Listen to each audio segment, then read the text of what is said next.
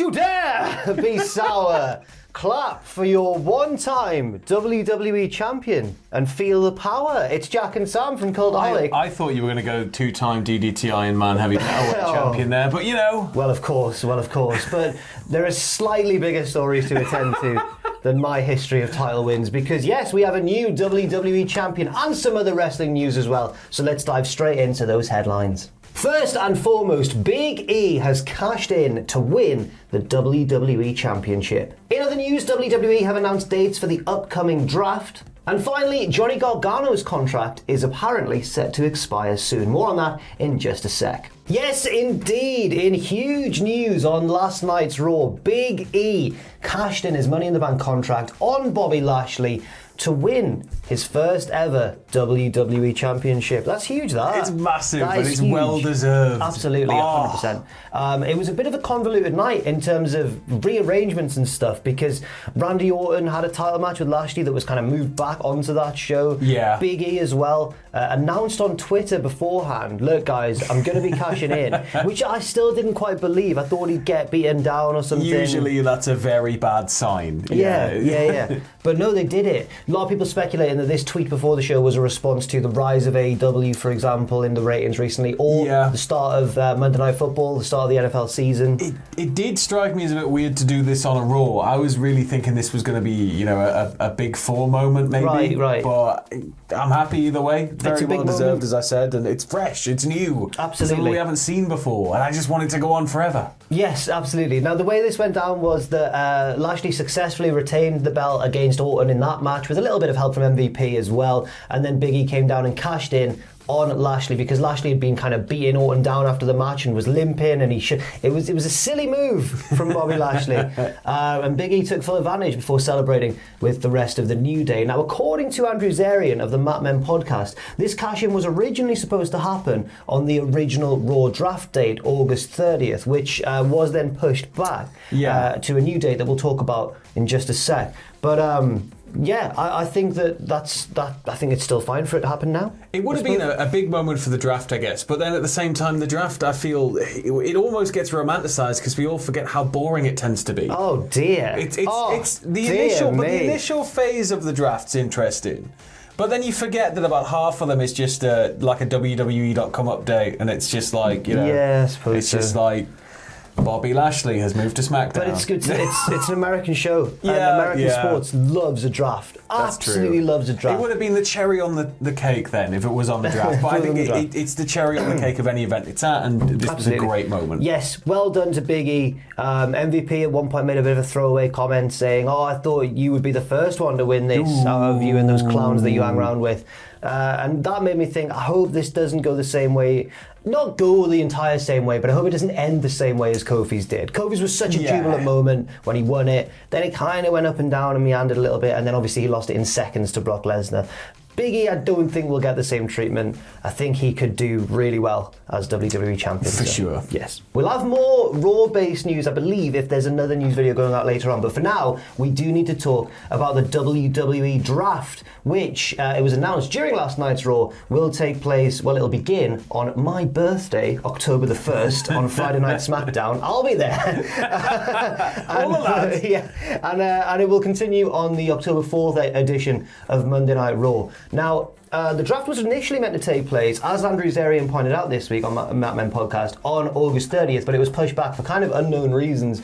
I'm, to be honest, often in favour of it being pushed back a little bit when it comes to the draft happening straight after Mania. Yeah. But I don't know about now. I don't know if this is now too close to Survivor Series, if they're going to do brand warfare anyway. I don't really know. God, they love brand warfare, don't they? They absolutely love it. Right, yeah. That's the issue now, isn't it? Is that, like, all of a sudden you're going to have these diligently fighting, you know, I'm SmackDown, I'm Raw, and I don't like you, when 2 weeks ago they were on opposite shows. But have you got any interesting picks or predictions for the draft? I don't know, because I'm quite hard at predicting this now, because Raw and SmackDown are now on a much more even level, whereas Raw was used to be the sign of like, oh, if you're doing really well on SmackDown, the chances are you'll get a move to Raw at some point. But now SmackDown's obviously on Fox. There's a big TV contract involved, and it just seems like they've evened the shows out a lot more. Yeah, there's sort of less hierarchy there, I guess. Yeah.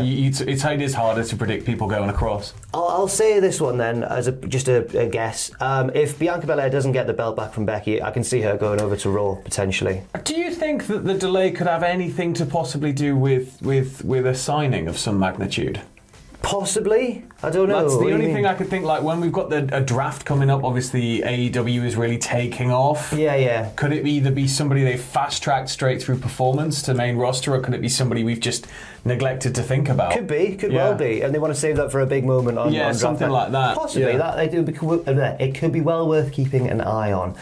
Moving on now to NXT, which of course takes place tonight, and it could be a very pivotal episode of NXT. A lot of people are quite fearfully suggesting that this could be the new NXT of the first NXT of this new era of NXT. This more Vince McMahon driven as opposed to Triple H driven vision of what NXT should be. Yeah, like new NXT, and hopefully it won't go down well and we'll go back to NXT Classic. Well, that's your opinion and also mine and the opinion of almost everyone. But we'll have to wait and see what it looks like. The reports seem to suggest that for weeks now, various news sources have been reporting that it'll be a slower transition than perhaps we are expecting. Yeah. But that doesn't mean that we won't see some changes tonight, potentially.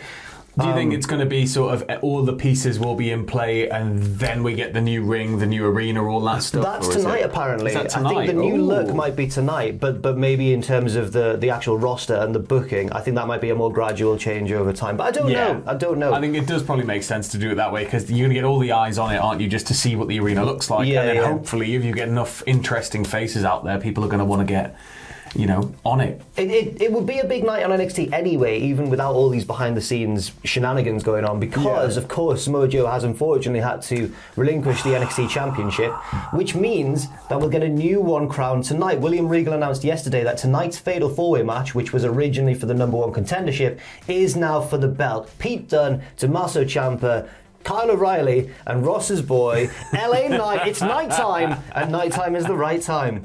I think I'll go for...